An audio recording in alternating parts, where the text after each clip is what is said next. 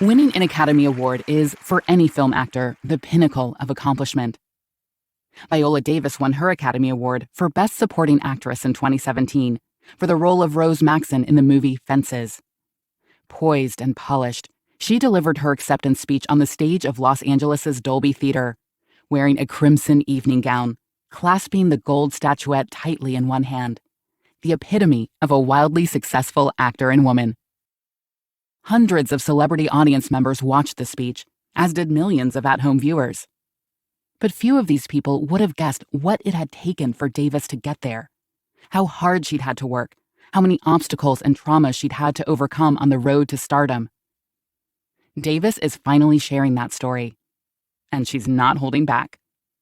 In this blink, you'll hear about Davis's childhood in Rhode Island, a childhood marked by poverty, trauma, and violence, but also by her fiercely loving bond with her siblings and mother.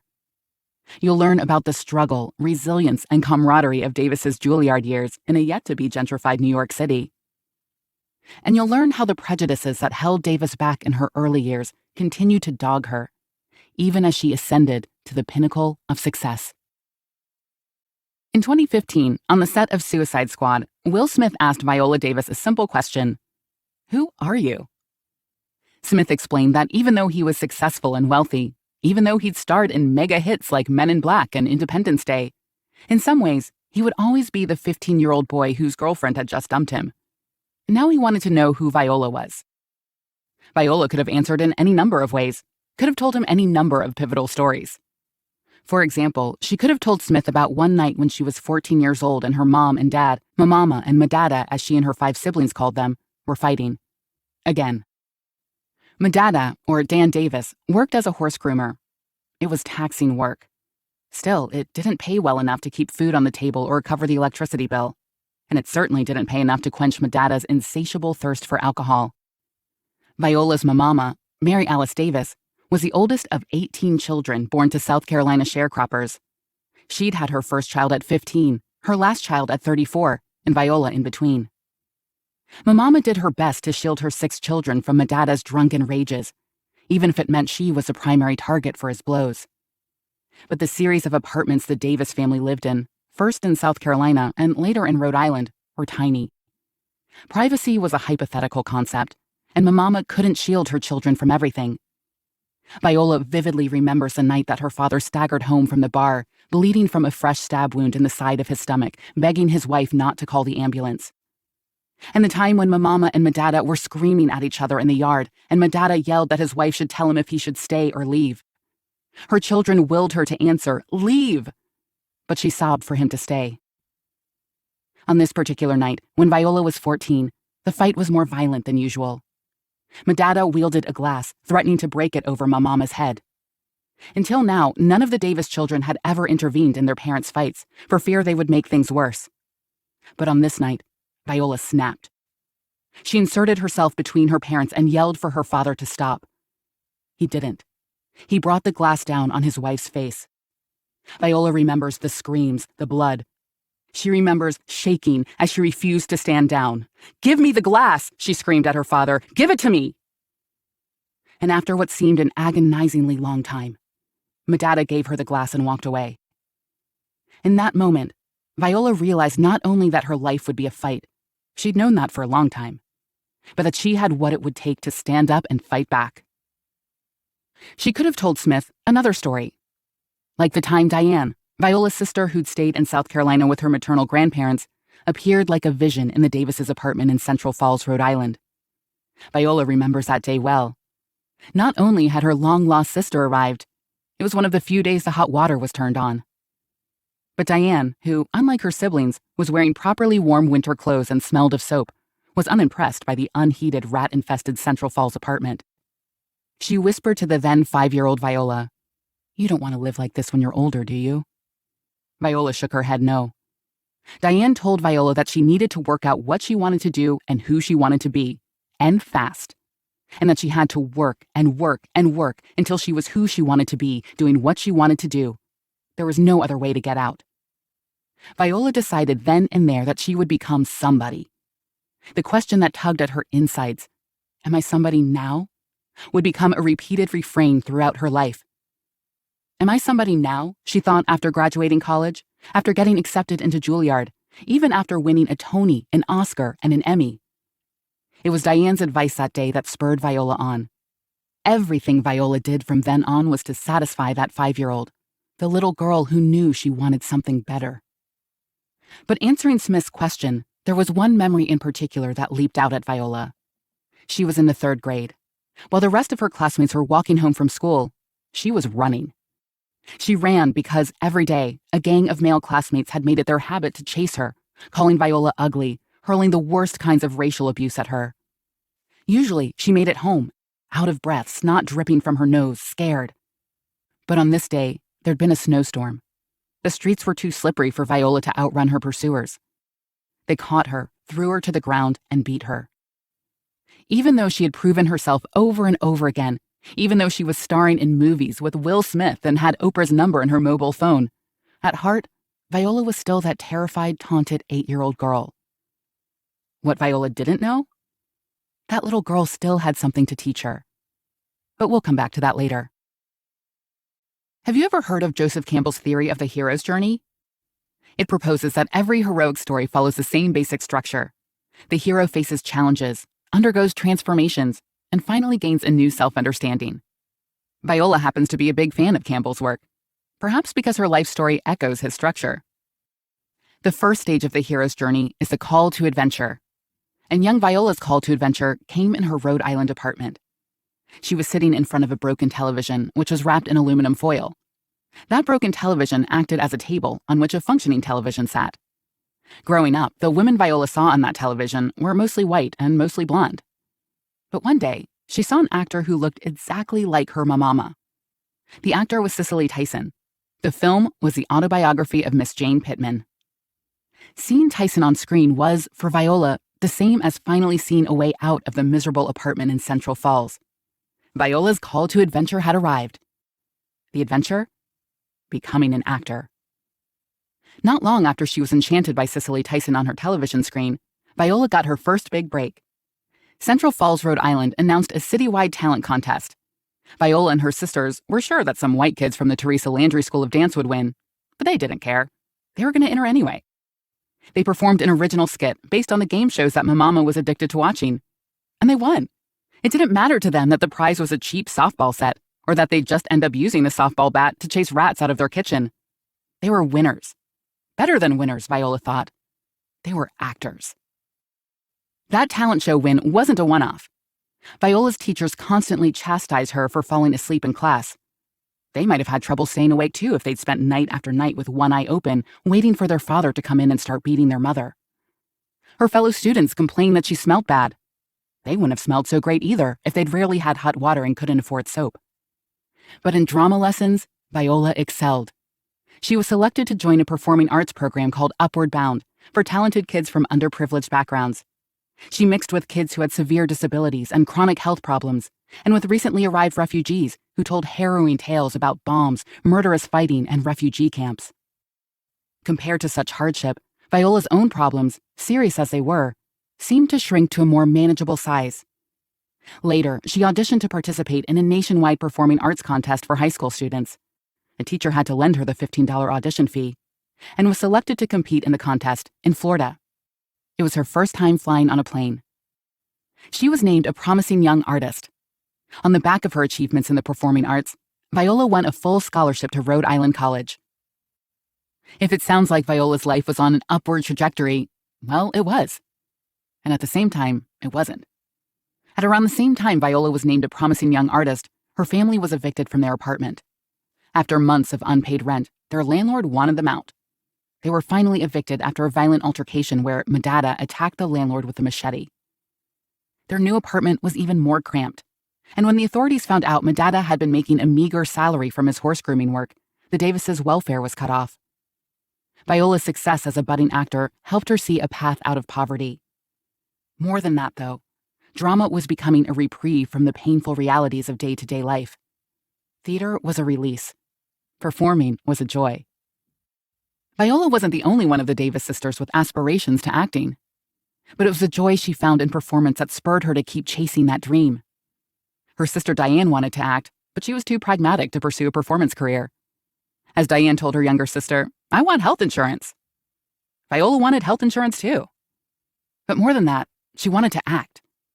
So she moved to New York, where she'd been accepted into the Circle in the Square Theater summer program. Her tuition was covered, but she needed money to live. So during the day, she worked. She worked at a call center. She worked handing out leaflets. She assembled boxes in a factory. She lived on plain rice from the local Chinese grocery, sometimes eating canned mackerel for protein. At night, she acted. And she loved almost every minute of it. When the summer was over, she auditioned for the most prestigious drama school in the country, Juilliard. Viola traveled from Providence, Rhode Island, where she was performing in a play, to New York for her Juilliard audition. She didn't know auditions were a 3-day process, and she had to get back to Providence to perform that night. She'd only budgeted 45 minutes of audition time. Perhaps the committee saw something special in the young black girl who calmly told them she'd need to perform her 2 monologues, one as Celie in The Color Purple, the other from Moliere's The Learned Lady, in under an hour. They rearranged their audition timetable, pulled other committee members from other auditions, and made it happen. Viola was awarded a place in the incoming class. It's a huge accomplishment to make it into Juilliard. Viola was incredibly proud. But she wasn't always happy during her time there. When she arrived back in New York and walked up 6 flights to an apartment she was subletting from a friend of a friend, she was shocked to find a squalid studio, a New York version of Central Falls. She started to wonder whether she'd chosen the wisest path on her hero's journey. And while she loved the rigorous training Juilliard provided, she found the Eurocentric approach didn't always allow room for her to express or perform her blackness. She felt her light becoming dimmer, her voice becoming smaller. Shouldn't she be shining brighter, speaking louder? While studying, Viola won a place on a cultural tour of Africa, where she would witness living traditions of song and dance. She traveled from Banjul to Bakau, from the Gambia to West Africa. The further she traveled, the more food she shared on the floors of village huts, the more songs she learned and sung, the more she joined in the dances that welcomed in joy and danced away pain and suffering, the freer and happier she felt. When she returned to New York, she hadn't forgotten the power and magic she felt in her ancestral homeland. She wasn't just a promising young student at Juilliard, diligently blocking scenes and learning the Alexander technique. She was a black woman who danced to the beat of djembe drums with Mandinka women. In Africa, Viola reconnected with her essence. She would never lose touch with it again. If you've engaged with theater, cinema, or television over the past decade, this next bit won't come as a spoiler. After graduating from Juilliard and putting in time on Broadway and on tour, Viola attained the kind of stardom and acclaim that most actors only ever dream of. From theater premieres to film festivals to award ceremonies, Viola has spent a lot of time standing on a stage with an audience applauding her. But there's one stage and one audience that stands out above the rest. Ever since Viola was a little girl, she dreamed of being an actress, standing on stage while people clapped and threw flowers at her. In 1996, on the night August Wilson's play 7 Guitars opened on Broadway, that's just what happened. Viola was playing the lead role, Vera. When the curtain fell, the applause was thunderous. Even better, Viola could see her parents in the front row. Her mom was in a gown, her dad in a tux. They were both so proud of their little girl. Making the moment even sweeter, Viola and her dad had begun to heal their relationship. Madada's drinking had slowed, and a different, more thoughtful man than the father Viola knew was beginning to emerge. Viola was nominated for a Tony for her turn as Vera. And from here, her career went from strength to strength. Another big break came when she was cast as Mrs. Miller in the film Doubt. Acting alongside luminaries like Meryl Streep and Philip Seymour Hoffman, Davis was plagued with insecurity. She wasn't a film actor, she wasn't a big name. But her role in Doubt garnered her a Best Supporting Actress nomination, sending a clear signal that these great talents were her peers and her equals. More film roles and more award nominations followed. How was it then that when Will Smith posed that question, "Who are you?" this accomplished, feted, famous woman still felt like an 8-year-old running away from her bullies in the snow? Well, success is funny. It doesn't automatically cancel out trauma. And fame and fortune didn't protect Viola against the prejudices black women face every day.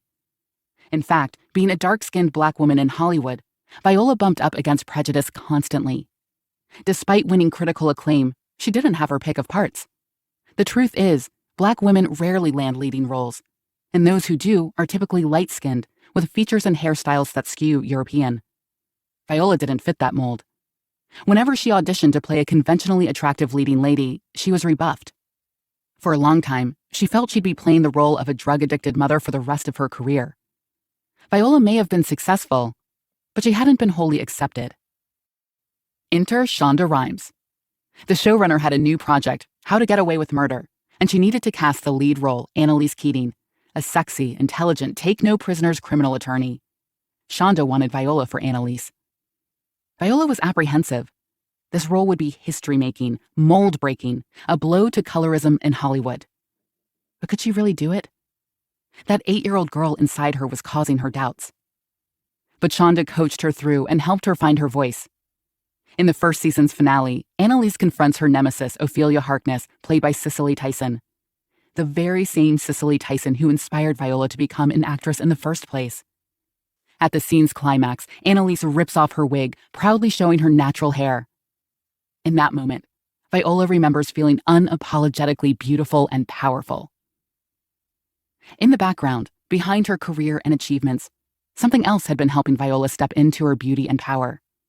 Her relationship with producer Julius Tenen. The pair are still together, and they're so in love that they've married each other in 3 separate ceremonies. They completed their family in 2011, adopting their daughter, Genesis. A therapist once told Viola that the 8-year-old girl running through the snow wasn't a victim, but a survivor. Viola's success, said the therapist, was because of that girl, not in spite of her. Viola shouldn't push her away. She should embrace her. At the time, Viola saw the wisdom in that therapist's words. And yet, she couldn't embrace that girl. She wasn't ready to feel whole within herself. She had healing left to do. Years later, thanks to How to Get Away with Murder, thanks to Julius and Genesis, and thanks to the work Viola herself put into healing herself and her relationships with her family, Viola was finally able to turn to that little girl and follow her therapist's advice. Embrace her, thanking her for the strength and courage she had shown. In many ways, Viola still is that little girl. Determined, persistent, scrappy. Only now, she's not running away from trauma and prejudice. She's running toward joy. You've just listened to our blink to Finding Me by Viola Davis. What we learned was this.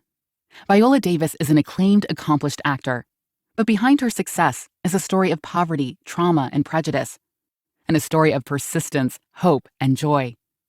Achieving her wildest professional dreams didn't automatically heal Viola's past traumas, but she's now learned to accept and sometimes even embrace the struggles that shaped her as a Black woman and an actor. And as a final takeaway, here's some actionable advice. Artistic integrity doesn't pay the bills. Viola knows the struggle of being an aspiring actor better than most. Her advice? Don't listen to well-paid A-listers when it comes to making artistic choices. They're in the privileged position of being able to make artistic choices. If you're in the position of needing to pay rent, book that Geico insurance commercial. It won't compromise your talent, and it will get you paid. Thanks for listening. Let us know what you thought of this blink by giving it a rating and leaving any other feedback that you might have. In the meantime, I hope you enjoy other titles in our library, and I'll see you in the next blink.